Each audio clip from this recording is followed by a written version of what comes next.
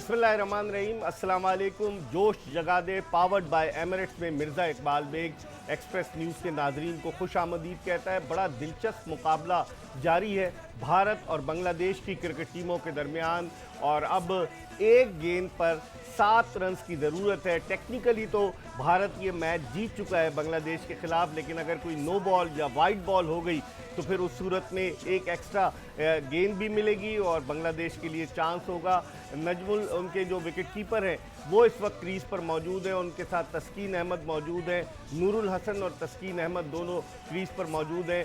और भारत अगर ये मैच जीतता है तो फिर भारत के 6 पॉइंट्स हो जाएंगे और पाकिस्तान का जो आखिरी मैच है वो बांग्लादेश से होगा इसी मैदान पर एडिलेड में। लेकिन कल पाकिस्तान सिडनी में साउथ अफ्रीका के ख़िलाफ़ अपना सेकंड लास्ट मैच खेलेगा और भारतीय टीम पर इस वक्त परेशानी के आसार नुमाया हैं, क्योंकि एक गेंद रह गई है और 7 रन की ज़रूरत। और अर्शदीप सिंह, उनके लेफ़्ट आर्म फास्ट बॉलर, वो एक गेंद कर रहे हैं और यकीनी तौर पर बड़ी दिलचस्प सूरत हाल है। जैसी ये गेंद हो जाएगी तो जावेद मियांदाद और अहमद शहजाद हमारे साथ मौजूद हैं, इन दोनों से इनकी राय जानेंगे। लेकिन बांग्लादेश ने बड़ा जमकर डट कर मुकाबला किया भारतीय क्रिकेट टीम का। लोग कह रहे थे भारत फेवरेट है। कल शकीब उल हसन का भी बयान आया कि हमसे बड़ी टीम है, लेकिन आज वाकई में चेहरे पर जो परेशानी नुमाया है रोहित शर्मा के, वो बासानी देखी जा सकती है। आखिरी गेंद फेंकी जा रही है इस मैच की, बड़ा इंपॉर्टेंट मैच, 2 कीमती पॉइंट्स भारतीय क्रिकेट टीम के लिए। बारिश की वजह से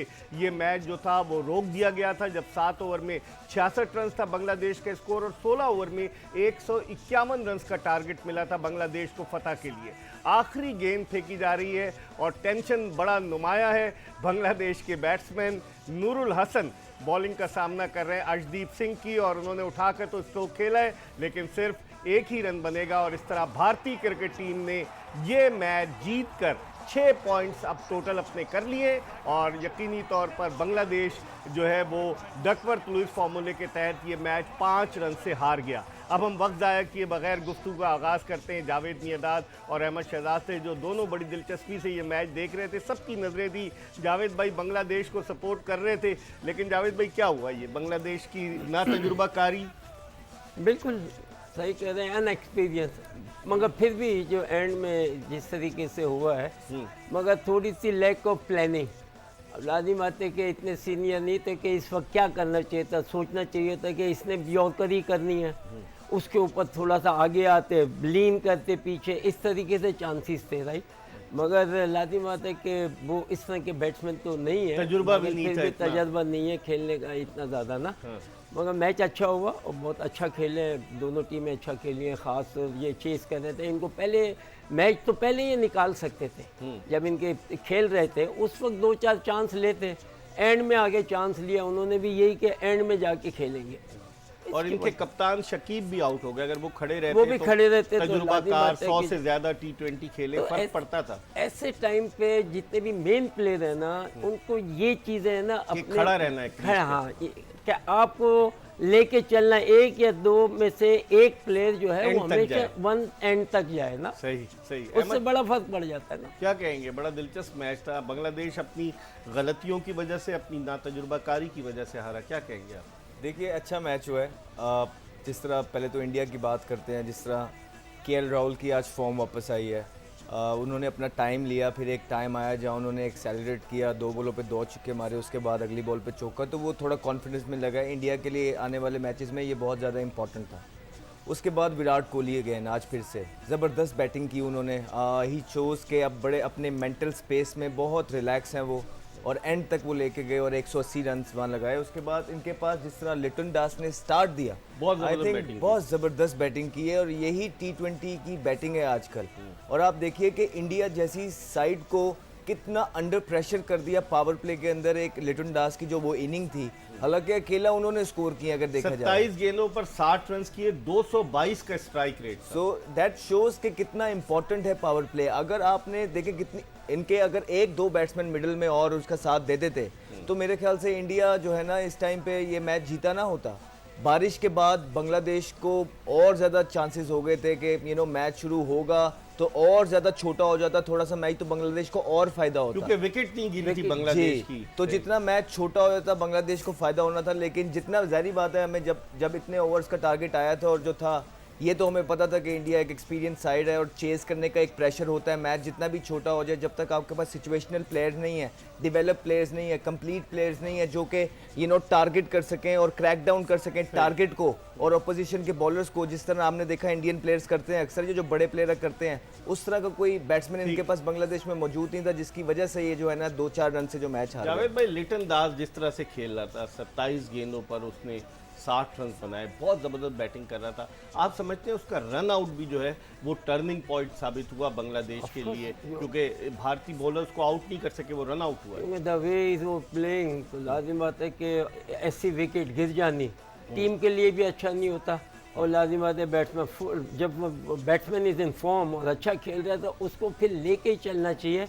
और बहरहाल रन आउट ये गलती अपनी ही होती है ज़्यादातर कि ना लेना हो तो, मगर ऐसे टाइम पे जो भी सुन रहे हैं तो मैं उनको ये कहूँगा अपने ऊपर कॉन्फिडेंस रखें। बैट्समैन जो है उसको कॉन्फिडेंस रखना चाहिए, और जब आपका इतने अच्छा स्ट्राइक है और इस तरह से खेल रहे होते हैं, आप अपने ऊपर भरोसा रखें। तो कभी भी रिस्की रन जो है ना अच्छे प्लेयर को नहीं लेने चाहिए, क्योंकि उससे टीम को बड़ा नुकसान हो जाता है कि रन आउट होना विदाउट एनीथिंग, कुछ पता नहीं चल रहा कि रन आउट हो गए, तो खेल के आउट हो जाना वो क्रेडिट जाता है, बॉलर को भी जाता है और आपकी गलतियां भी होती हैं तो पता चलता है और उसको आप रेक्टिफाई करते हैं आगे के लिए, राइट। मगर run out is a suicide. अच्छा अहमद, जो बॉलिंग अगर हम भारत की देखें, बॉलिंग टूर्नामेंट के शुरू होने पर ही कहा जा रहा था कि इनकी बॉलिंग कमज़ोर है, जसप्रीत बुमराह जो है वो अनफिट हो गए, अक्सर पटेल को आज भी खिलाया, उससे 1 ओवर कराया, रविचंद्रन यशवंत खासे महंगे साबित हो रहे हैं। बॉलिंग का सारा लोड जो है वो भुवनेश्वर कुमार और उनके साथ अर्शदीप सिंह, यंग अर्शदीप सिंह ने आज अपने हवास को काबू में करते हुए बड़ी अच्छी बॉलिंग की। बॉलिंग के बारे में क्या कहेंगे? देखिए, हमने पहले ही वर्ल्ड कप स्टार्ट होने से पहले बात की थी कि जो फास्ट बॉलिंग है वो उनका एक कंसर्न है इंडिया के लिए, और जो इनकी जो लीड कर रहे थे पेसर पावर पैक को जो बुमराह थे वो कर रहे थे, उनका इंजर्ड हो जाना इंडियन टीम के कैप्टन रोहित शर्मा या इंटायर इंडियन क्रिकेट टीम के लिए एक कंसर्न था, वो हमें नज़र आ रहा था। और इस टूर्नामेंट में हमें देखने को मिल रहा है कि ये वो स्ट्रगल कर रहे हैं अपनी बॉलिंग के साथ, इवन दो अर्शदीप जो है बहुत अच्छा काम कर रहे हैं। जिस तरह अंडर प्रेशर ये स्टार्ट में पाकिस्तान के मैच में हो गए थे और उसके बाद से इनका जो कमबैक है दैट्स फिनोमिनल। ये सिर्फ यहाँ से सीखते ही जाएंगे और बेटर होते जाएंगे, जितना ये टफ सिचुएशंस में खेलेंगे, ये अपनी ended up being on the right side, तो ये इससे कॉन्फिडेंस इनका डेवलप होगा। लेकिन अगर आप गोइंग फॉरवर्ड सेमीफाइनल में जिस तरह चांसेस इंडिया के काफ़ी हो गए, तो ऐसी बड़ी टीम्स के खिलाफ जो टॉप 4 साइड होंगी, उनके खिलाफ प्रेशर सिचुएशन में जिनके बल्लेबाज कंप्लीट होंगे, जिनके पास सिचुएशनल प्लेयर्स मिडिल में मौजूद होंगे, उनके अगेंस्ट इंडिया को स्ट्रगल करना पड़ सकता है बॉलिंग की वजह से। जावेद भाई, जिस तरह से भारत की बैटिंग है, लोग कहते हैं बैटिंग बड़ी तगड़ी है, जो विराट कोहली है ज़बरदस्त फॉर्म में है इस टूर्नामेंट में, उन्होंने बड़ी उम्दा बैटिंग का मुजाहरा किया, 3 निस्फ सेंचुरियां बना चुका है, एक मैच में वो फेल हुआ है। और उसके अलावा जो असल जो कंसर्न की बात है भारत के लिए, वो रोहित शर्मा के रन्स स्कोर न करना है, क्योंकि रोहित शर्मा अभी तक कोई बड़ी लंबी इनिंग्स नहीं खेला, सूर्य कुमार यादव ने रन स्कोर किए। आप समझते हैं कि अब आइंदा आने वाले मैचेस में अगर भारत सेमीफाइनल के लिए क्वालिफाई करता है तो रोहित शर्मा पे बड़ा प्रेशर होगा एज अ कैप्टन? देखिए, रोहित शर्मा तो अपनी जगह ज़रूर है, मगर जितने भी 3-4 जो बैट्समैन होते हैं, देखिए उनके ऊपर ही सारा है ना दारो मदार होता है, राइट। एक प्लेयर के ऊपर नहीं होता। एक प्लेयर है डेफिनेटली कि वो थोड़ा बहुत आउटस्टैंडिंग जाता है, बाकी जब आपके पास 4 या 5 बैट्समैन हैं तो आपकी एक्सपेक्टेशन 5 से होती है और उसमें 2 या 3 चलने चाहिए। हमेशा क्रिकेट में ये होता है अच्छी टीमों का, आप देखेंगे कभी भी ऐसा नहीं हुआ, अगर उनके 5 बैट्समैन की लाइन है तो उसमें से 3 बैट्समैन जो है वो अब ऑस्ट्रेलिया, न्यूजीलैंड, इंग्लैंड, इन जैसे कि इनकी टीमों को पकड़ो तो इनमें से हमेशा 5 में से 3 देखें आप करेंगे, सही बड़े सॉलिड होते हैं। और क्रिकेट की मैं समझता हूँ कि पहले प्लेयरों को चाहिए कि अपनी क्रिकेटिंग माइंड जो है ना वो लेके आएंगे, क्रिकेट कहती क्या, किस टाइम पे क्या कह रही है, बात करती है कि अब ये टाइम है, ये टाइम है, ये टाइम है, तो प्लेयर को ये सारी चीजें अपने जहन में लेके ऑन दी स्पॉट चलाना चाहिए। इस पर हम मजीद बात करेंगे, एक ब्रेक की तरफ बढ़ रहे हैं। जोश जगा दे पावर्ड बाय एमिरेट्स में एक ब्रेक ले रहे हैं और ब्रेक के बाद वापस आएंगे तो विराट कोहली के हवाले से बात करेंगे। पाकिस्तान के खिलाफ 82 नॉट आउट, फिर उसके बाद नीदरलैंड के खिलाफ 64 रन उन्होंने किए, फिर वो साउथ अफ्रीका के खिलाफ नाकाम हो गए, आज भी 64 नॉट आउट किए।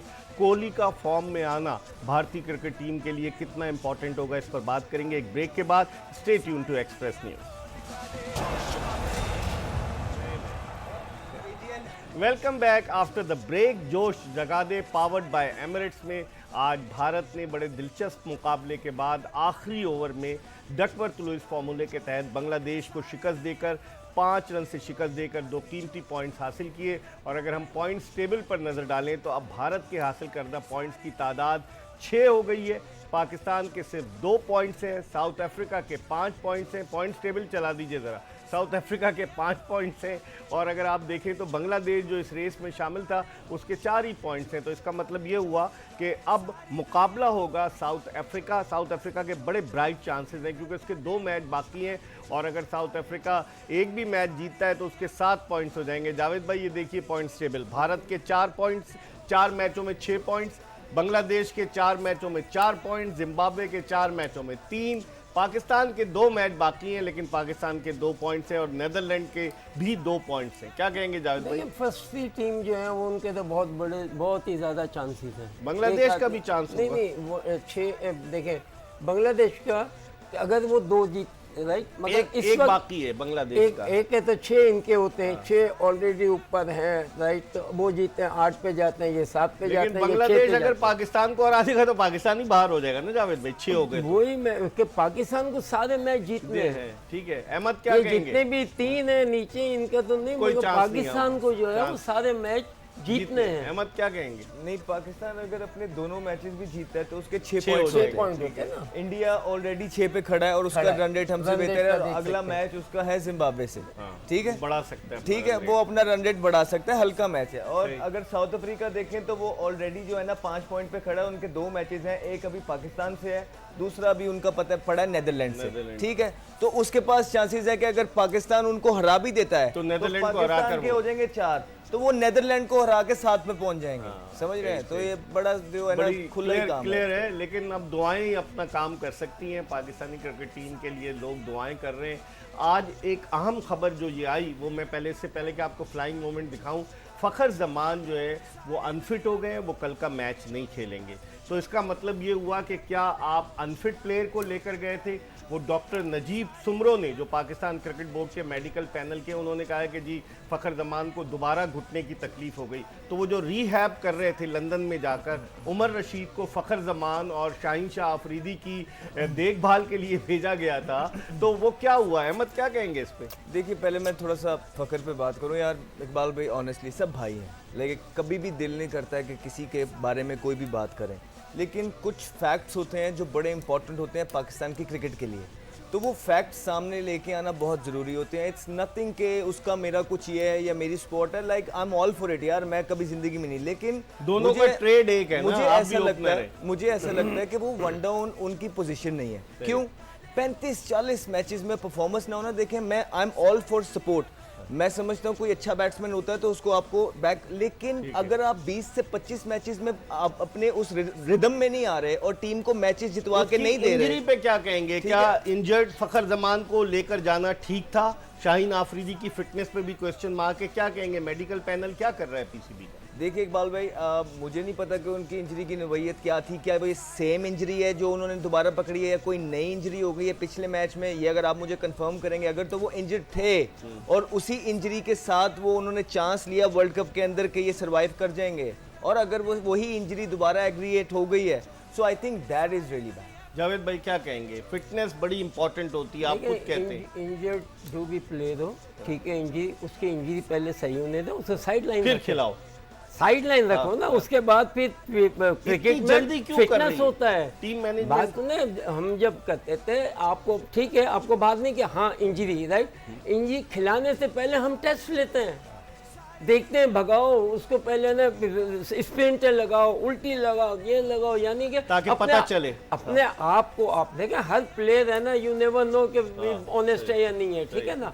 हर आदमी खेलना चाहता है। तो बेसिकली जो करता धरता है उनका ये। इसमें कसूर आप प्लेयर का समझते हैं या टीम मैनेजमेंट का? मैनेजमेंट ने खिलाया नहीं, प्लेयर का भी और टीम मैनेजमेंट में ज्यादा किसका है? क्योंकि टीम मैनेज पहले तो प्लेयर का है, क्योंकि प्लेयर को देखना चाहिए कि playing for Pakistan let down ना हो जाए मेरी वजह से। मेरे 20 करोड़ अवाम जो है मेरी वजह से था, तो ऑनेस्ट होना चाहिए। फिर मैनेजमेंट को भी चेक करना चाहिए। अगर अनफिट प्लेयर खेलता है तो ग्रैब करे मैनेजमेंट को कि तुमने क्या किया था, किससे पूछा। और वो जो डॉक्टर है उसको फिर लाइफ टाइम बैन करो। डॉक्टर तो ऑस्ट्रेलिया चला गया और उसके साथ एक और डॉक्टर आया। आप एक काम एक दफा करेंगे ना, आप ऐसे बात दफा हाथ आपको वो लेने पड़ते हैं। मैं चाहता हूँ लोगों के, क्योंकि आपने फ्यूचर सही करना है। फ्यूचर के खातिर आप एक आध को ना गलत को कुर्बान करें। सारी दुनिया में यही हो रहा है कि प्लेयरों के साथ जब होता है तो इसीलिए डिसिप्लिन रहता है। प्रोग्राम के आखिरी ब्रेक की तरफ बढ़ रहे हैं और ब्रेक के बाद जब वापस आएंगे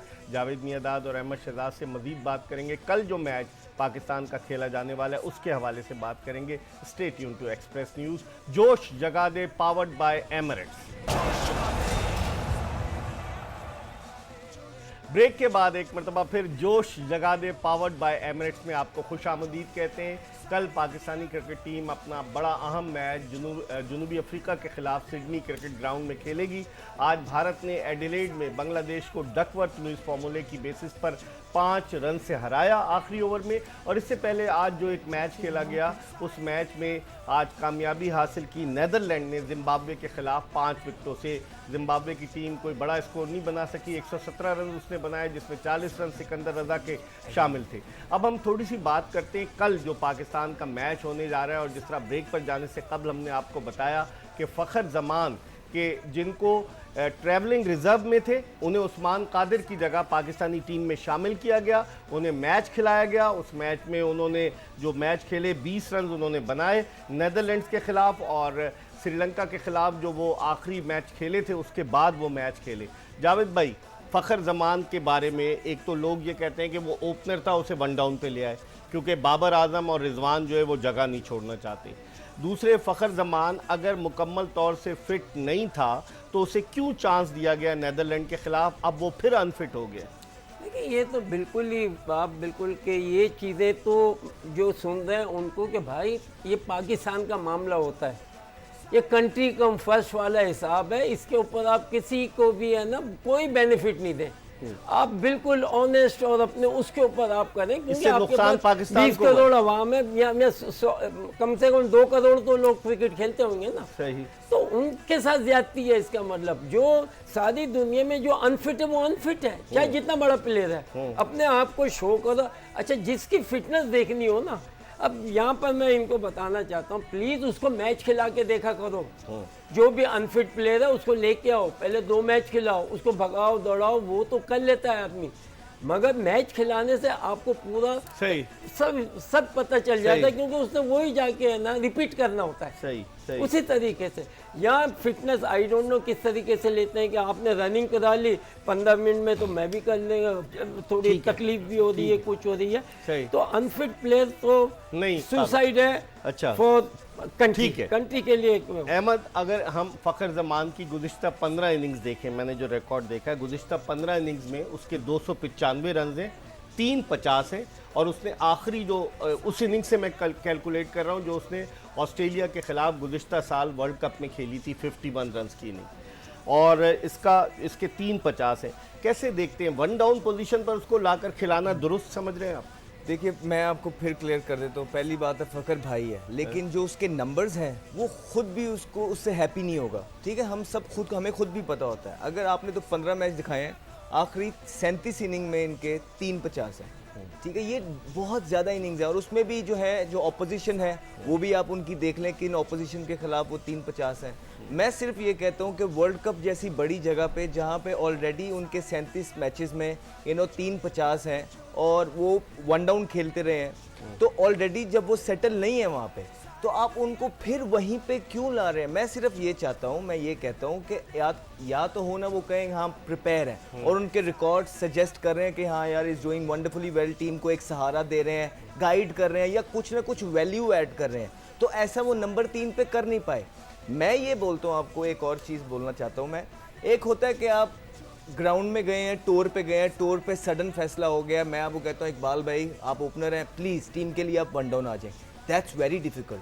लेकिन जब 2 सालों से आपको बताया गया हो कि यही आपकी पोजीशन है, यही आपका नंबर है, यहीं पे आपने खेलना है, आप अपनी प्रैक्टिसेस भी उस तरह कर रहे हैं, आप डोमेस्टिक भी उस तरह खेल रहे हैं, पाकिस्तान टीम में भी उस तरह खेल रहे हैं, फिर आपका ये कहना कि ये मेरा नंबर नहीं है, ये जस्टिफाई नहीं करता।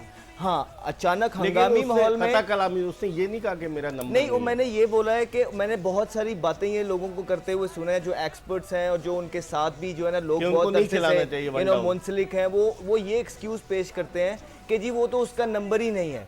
Fair enough. मैं ये कहता हूँ कि अगर हंगामी तौर पे टूर के ऊपर उनको किसी ने ये कह दिया ना कि यार नहीं आप पहला नहीं दूसरे पे आ जाओ, फिर प्रॉब्लम है। लेकिन जब 2 साल से आप कैरी कर रहे हो और उस नंबर पे 37 इनिंग्स आप खेल चुके हैं और वो आपकी परफॉर्मेंस जस्टिफाई नहीं है, की बुनियाद पे उन्हें सेलेक्ट किया गया है। मैं आपको ये बोलता हूँ कि देखें बिल्कुल बैट्समैन को चांस देने चाहिए खुल के, लेकिन 20 से 25 मैच बहुत होते हैं किसी भी प्लेयर को, जितना बड़े से बड़ा जिम्मेदार कौन है? चीफ सेलेक्टर है, कप्तान है, टीम मैनेजमेंट है, उनको सेलेक्ट करने का? ये तो जावेद भाई बताएंगे। आप बताएं ना यार, आपने डक कर दिया। जावेद भाई मैंने बताएं। रियलिटी बता दी आपको। मैं तो ये बात कर रहा हूँ कि कोई भी प्लेयर है ना, अगर वो परफेक्ट या आप नहीं पहले है, कह चुके हैं उसको नहीं तो खेलना वो चाहिए, नहीं होना चाहिए, आप राइट? सही कह रहे हैं। आपको वो प्लेयर की नहीं, ये कंट्री का सवाल है, ये कोई मेरे तुम्हारे घर का नहीं है। अगर मैं हूँ, मुझे जो बेस्ट है फॉर पाकिस्तान। लेकिन जावेद भाई लोग कहते हैं कि रिजवान का इन्फ्लुएंस है, रिजवान के जो पसंदीदा नहीं होना लड़के हैं वो चाहिए। उनको खिला रहा है, बाबर आजम अपने लड़कों को लेके जा रहा है, तो यही है फिर सेलेक्टर, चीफ सेलेक्टर क्या कर रहा है? मैं तो ओपन कह दूंगा नहीं होना चाहिए ना।